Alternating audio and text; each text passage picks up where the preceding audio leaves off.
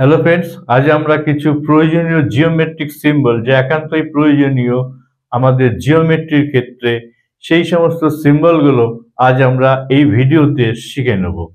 চলে আসছি আমি সরাসরি বোর্ডে।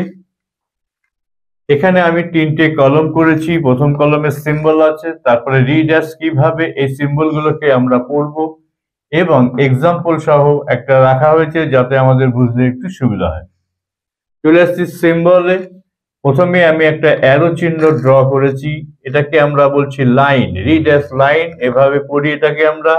এবং এক্সাম্পল হিসাবে দেখো এখানে আমি এ বি একটা লাইন নিয়েছি এবং এটাকে আমরা এভাবে লিখি, অর্থাৎ উপরে ছোট্ট করে একটা অ্যারো অর্থাৎ লাইনের সিম্বল দিয়ে আমরা এ বিটা লিখছি।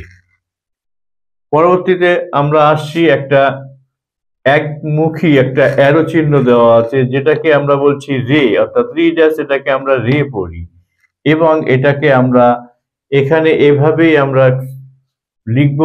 এখানে দেখো একটা এন্ডিং পয়েন্ট আছে, পি হচ্ছে এন্ডিং পয়েন্ট। এই পয়েন্টের এদিকে আর এটা কোনোরকম ভাবে বৃদ্ধি হবে না, এদিকে বৃদ্ধি হবে, অর্থাৎ ডান দিকে যে দিকটা অ্যারো চিহ্ন দেওয়া আছে এখানে একটা পয়েন্ট নিয়ে আমি লিখেছি কিউ, পি কিউ কে আমরা অ্যারো এইভাবে, অর্থাৎ রে কে আমরা এইভাবে এভাবে আমরা লিখব। অর্থাৎ এটা রিডার্স রে এবং আমরা যেভাবে লিখি সাধারণত খাতায় সেটা আমরা এভাবে লিখব। তারপরে দেখো একটা দাগ দেওয়া হয়েছে, অর্থাৎ শুধুমাত্র লাইন, কোনো অ্যারো সাইন কোনো দিকেই নেই, এটাকে আমরা বলছি লাইন সেগমেন্ট। এই লাইন সেগমেন্টকে আমরা এভাবে প্রকাশ করি।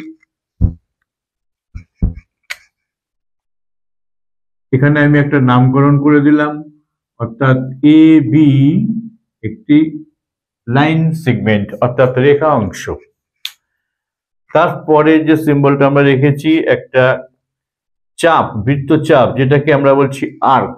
এই বৃত্তচাপকে আমরা এভাবে আমরা খাতায় লিখব, অর্থাৎ এই বৃত্তচাপটাকে এ বি নামকরণ করে আমরা যখন খাতায় লিখব এ বি লিখে উপরে ছোট্ট একটা আর্ক চিহ্ন অর্থাৎ বৃত্তচাপ আমরা বসিয়ে দেব।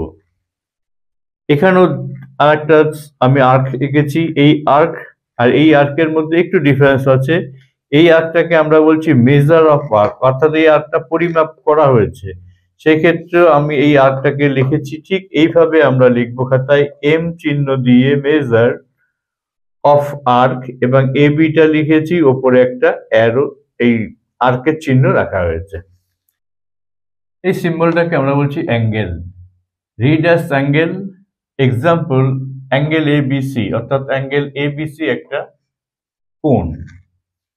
তারপরে এটাকেও আমরা অ্যাঙ্গেল বলছি এই সিম্বলটাকে, কিন্তু এই অ্যাঙ্গেলটাকে আমরা বলছি রাইট অ্যাঙ্গেল, অর্থাৎ এ বি সি একটি ট্রায়াঙ্গেলে এই অ্যাঙ্গেলটা হবে অর্থাৎ বি অ্যাঙ্গেল বি 90 ডিগ্রি, অর্থাৎ 90 ডিগ্রি অ্যাঙ্গেলকে আমরা এভাবে আমরা সিম্বলের সাহায্যে প্রকাশ করি।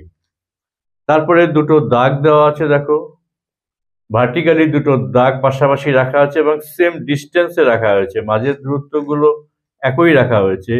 এই ধরনের দুটি দাগকে আমরা বলছি প্যারালাল, অর্থাৎ দুটি সমান্তরাল সরলরেখা। আমরা এটাকে এভাবে এ বি এবং সিডি দুটি সমান্তরাল সরলরেখা রাখা হয়েছে, এটাকে আমরা লিখব এভাবে, অর্থাৎ এ বি সমান্তরাল সিডি। অর্থাৎ এ বি সমান্তরাল সিডি বলতে আমরা এটাই বুঝবো এই দুটি সরলরেখা একে অপরের মধ্যে কখনোই কাউকে ছেদ করবে না। পরবর্তীতে আমরা আসি, দেখো দুটি আমরা সমান্তরাল সরলরেখা এঁকে মাঝখান দিয়ে একটা আমরা লাইন টেনে দিয়েছি, এইটাকে আমরা বলছি নট প্যারালাল। অর্থাৎ এই ধরনের চিহ্ন যদি কখনো থাকে তাহলে আমরা বুঝবো, যেমন এখানটায় এ বি এবং সিডি দুটি লাইন রাখা হয়েছে, A B not parallel CD, অর্থাৎ এই দুটোকে আমরা এভাবে যখন আমরা লিখবো তখন বুঝে নেব এ বি এবং সিডি সরলরেখা দুটি একে অপরকে ছেদ করবে। এখানে তারপরে আমরা তিনটে লাইন পর পর এঁকেছি, তিনটে লাইন যেমন সমান সমানের থেকে যেন একটা বেশি আমরা দিয়েছি এখানে, এটাকে আমরা বলছি আইডেন্টিক্যাল অর ইকুইভ্যালেন্ট টু। অর্থাৎ এখানে আমি দুটো ট্রায়াঙ্গেলকে আমি এইভাবে দেখাচ্ছি যে এটা identically to or equivalent to, অর্থাৎ অ্যাঙ্গেল ট্রায়াঙ্গেল এবিসি এবং ট্রায়াঙ্গেল এক্স ওয়াই জেড এরা ইকুইভ্যালেন্ট। পরবর্তী যে সিম্বলটা রাখা হয়েছে এটা ট্রায়াঙ্গেল। ট্রায়াঙ্গেল অর্থাৎ পি কিউ আর একটি ট্রায়াঙ্গেল, এটাকে আমরা এভাবে এটাকে লিখে প্রকাশ করি। তারপরে এটা দেখতেই পাচ্ছ ছোট একটা স্কোয়ার করা হয়েছে, এটা স্কোয়ারের সিম্বল। এবং এবিসিডি একটা স্কোয়ার, আমরা এবিসিডি লিখবার পূর্বে অর্থাৎ আগে একটা ছোট্ট একটা স্কোয়ার বসিয়ে এটাকে আমরা লিখি। তারপরে আসছে এই সিম্বলটি দেখতেই পাচ্ছ, এটাকে আমরা বলছি কনগ্রুয়েন্ট, অর্থাৎ দুটি ফিগার কনগ্রুয়েন্ট বলা হচ্ছে, কনগ্রুয়েন্ট ফিগার অর্থাৎ ট্রায়াঙ্গেল এবিসি এবং triangle X Y Z congruent, অর্থাৎ এরা সর্বসম ফিগার। তারপরে আসছে এই ফিগারটাকেই আমি এখানে একটা ক্রস চিহ্ন দিয়ে কেটে দিয়েছি, অর্থাৎ নট কনগ্রুয়েন্ট ফিগারস, অর্থাৎ triangle ABC and triangle X Y Z এরা কনগ্রুয়েন্ট অর্থাৎ সর্বসম নয়।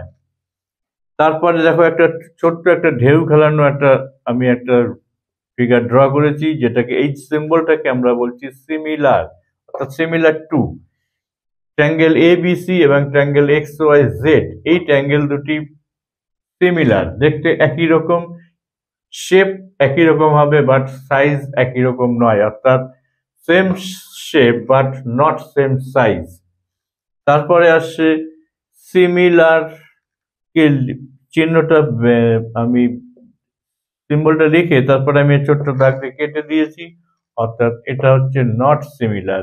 এখানে triangle ABC not similar and triangle X Y Z.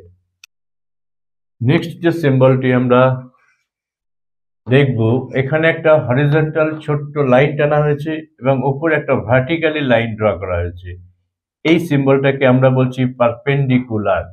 Example হিসাবে এ বি একটি সরল রেখা, তার উপরে সিডি দণ্ডায়মান এবং এইখানে 90 ডিগ্রি একটা অ্যাঙ্গেল তৈরি করছে, যার ফলে এটাকে আমরা লম্ব বলছি, অর্থাৎ সিডি পারপেন্ডিকুলার এ বি। তারপরে দেখতে পাচ্ছ একটা ছোট্ট জিরো বসানো হয়েছে, এটাকে আমরা রিড্যাশ করি degree, use of measure angle, অর্থাৎ যে সমস্ত অ্যাঙ্গেলগুলোকে আমরা পরিমাপ করে তার একটা ভ্যালু নির্ধারণ করি এবং লিখি, তার উপরে আমরা এই ধরনের একক চিহ্ন ব্যবহার করি, অর্থাৎ ডিগ্রি, 60 ডিগ্রি এবং 30 ডিগ্রি। তারপরে তারপরে এখানে একটা রাখা হয়েছে একটি ছোট্ট একটা দাগ একটু বেঁকিয়ে রাখা হয়েছে, এই দাগটাকে আমরা বলছি প্রাইম, অর্থাৎ এটাকে আমরা রিড্যাশ করি আর্ক মিনিট। এখানে দেখতে পাচ্ছ 60-র উপরে আমি এই প্রাইম একটা সিম্বল দিয়েছি, এটাকে 60 প্রাইম অর্থাৎ 60 arc minute equal to 1 degree. তারপর এখানে ডাবল প্রাইম নেওয়া হয়েছে, ডাবল প্রাইম বলতে এটাকে আমরা রিড করি আর্ক সেকেন্ড। এখানে 60-র উপর দুটো প্রাইম আছে ডাবল প্রাইম, এটাকে আমরা পড়ছি 60 second, 60 second equal to 1 minute. এই তিনটে এক্সাম্পলকে আমরা একসাথে এখানে দেখানোর চেষ্টা করেছি 2 ডিগ্রি 5 মিনিট 6 সেকেন্ড। এভাবে আমরা ডিগ্রি মিনিট সেকেন্ড আমরা ব্যবহার করি। তার পরবর্তী যে সিম্বলটা আমরা দেখতে পাচ্ছি, এই সিম্বলটাকে আমরা পাই কনস্ট্যান্ট করি, অর্থাৎ এটা একটা সার্কেলের সার্কামফারেন্স এবং ডায়ামিটারের রেশিও, এটার কনস্ট্যান্ট মান বলছি এই কারণেই, পাই কনস্ট্যান্টের একটা নির্দিষ্ট মান আছে যেটা আমরা 3.14, এরপর আরো কিছু নাম্বার থাকছে 3.14, অর্থাৎ এইটাকে আমরা সাধারণত ম্যাথে ইউজ করি পরিমিত অঙ্কগুলোর ক্ষেত্রে এবং এটা কনস্ট্যান্ট। এখানে আমরা দেখাচ্ছি এটা একটা সার্কেল, এই সার্কেলে ধরে নিলাম এটা সি সার্কামফারেন্স আর এটা ধরলাম ডায়ামিটার, তাহলে C equal to pi D লেখা হয়েছে, অর্থাৎ C by D equal to pi, অর্থাৎ সার্কামফারেন্স এবং ডায়ামিটারের রেশিওকে আমরা বলছি পাই। নেক্সট যে সিম্বলটা পাচ্ছি আমরা, এক্স এর এবং ওয়াই এর মাঝে ছোট্ট একটা হাইপেন দেওয়া আছে, এই হাইপেন দিয়ে আমরা এটাকে কি বোঝাতে চাইছি সেটা আমি এখানে লিখেছি ডিস্টেন্স সিম্বল, অর্থাৎ এক্স এবং ওয়াই এর মধ্যে একটা দূরত্ব বোঝাতে আমরা এই ডিস্টেন্স সিম্বলটা এইভাবে ব্যবহার করি। একটা এক্সাম্পল হিসাবে তোমরা দেখে নাও, X hyphen Y equal to 5, অর্থাৎ 5 ইউনিট এক্স এবং ওয়াই এর মধ্যে একটা দূরত্ব আছে। তাহলে বন্ধুরা আজকে ভিডিও এখানেই শেষ করছি। আগামী দিন নতুন আরেকটি ভিডিও নিয়ে আসবো। তোমাদের জন্য শুভেচ্ছা রইল। Good bye.